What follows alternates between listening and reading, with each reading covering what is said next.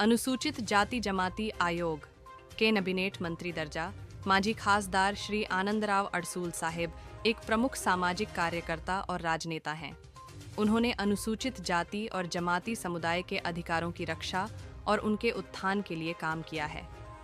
उनकी नियुक्ति कैबिनेट मंत्री दर्जे पर की गई है, जो उनकी महत्वपूर्ण भूमिका को दर्शाती है। कल उनके शुभ हाथों से कई कार्यकर्ताओं को नियुक्ति पत्र दिया गया, जो उनके संगठन को मजबूत करने का शुभ आरंभ था।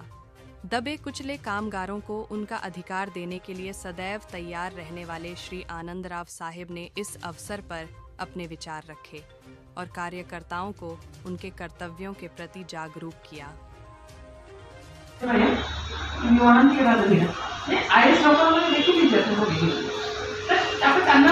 थोडासा नाही म्हटलं तरी ज्यावेळेस भाग निर्माण होतो ते अधिकारी थोडंसं भाग फुटलं जातं। आपण सुद्धा ही तरतूद आहे महिलांची पतसंस्थांनी किंवा 2 पूर्वी डायरेक्टर घ्यावे। सांगायचं तात्पर्य की या ठिकाणी एक चांगल्या प्रकारचं नेटवर्क आपण तयार होईल। पतसंस्थांच्या माध्यमातून आपल्याला त्या ठिकाणी चांगल्या प्रकारचं कर्ज मिळेल।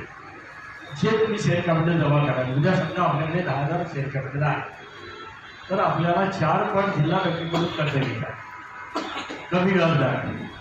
महिलांसाठी तर जर काही उद्योग करणार असतील तर बिनव्याजी कर्ज मिळणार। या सगळ्या गोष्टी आपल्याकडे उपलब्ध आहेत आणि त्या आपल्या पदरात आपण काढून घेतल्या पाहिजे। या भावनेने आपलं संघटन केवळ नावाला संघटन आहे असं नको, तर आपल्या प्रत्येक माणसाला त्याचा फायदा मिळणार। आणि त्यासाठी आपल्याला दुसरी कल्पना वाटली आहे की पतसंस्था निघेल, आपल्याला गरजू महिला काय उद्योग करत असतील तर त्यातून कर्ज देता येईल। परंतु त्या पलीकडे जाऊन जर आपण असे काही उद्योग ज्या महिलांना आवड आहे, एखाद्या बचत गट आहे, त्याला असं वाटतं भाजीपाल्याचा मला धंदा करायचा, कुणाला वाटतं मला फळांचा धंदा करायचा, कुणाला वाटेल की कुठलं एक क्षेत्र त्यांच्या डोक्यात असतं ते मला करायचं आहे, काहींना वाटेल आम्हाला रिक्षा चालवायच्या, तर ही रिक्षाची सोय आहे।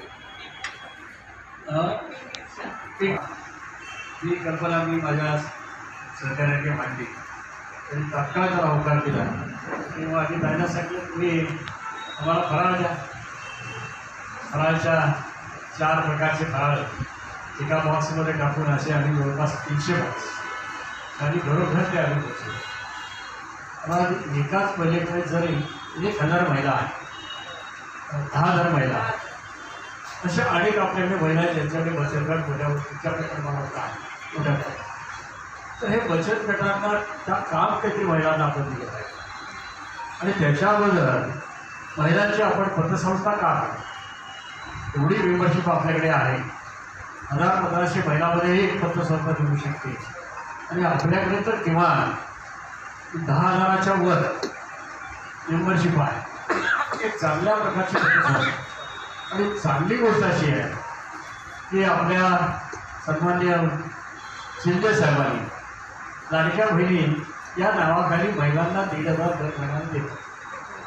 त्यातले 500 किंवा 1,000 एकच महिन्यात शेअर कॅपिटल घेतलं तुम्ही मालक होण्याबद्दल, तर या महिलांना हे काय अवघड 1,000 किंवा 500 रुपये देणं, जे शेअर कॅपिटल घेणं ज्यामध्ये आपण मालक बनणार नंतर त्या परिस्थितीला निर्माण झाली, तर त्यामुळे इतकं जुळून येत आहे सगळं।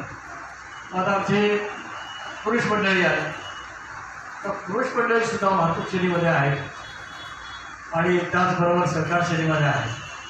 त्यांची वेगळी पुरुषाची का काढली आपण सगळ्यांनी पाहिलं असेल, महिलांच्या पतसंस्था, महिलांच्या बँका पुरुषांच्या तर असतात, तर त्या ठिकाणी कायद्यामध्ये तरतूद पण अशी आहे, जरी पुरुषाची बँक असेल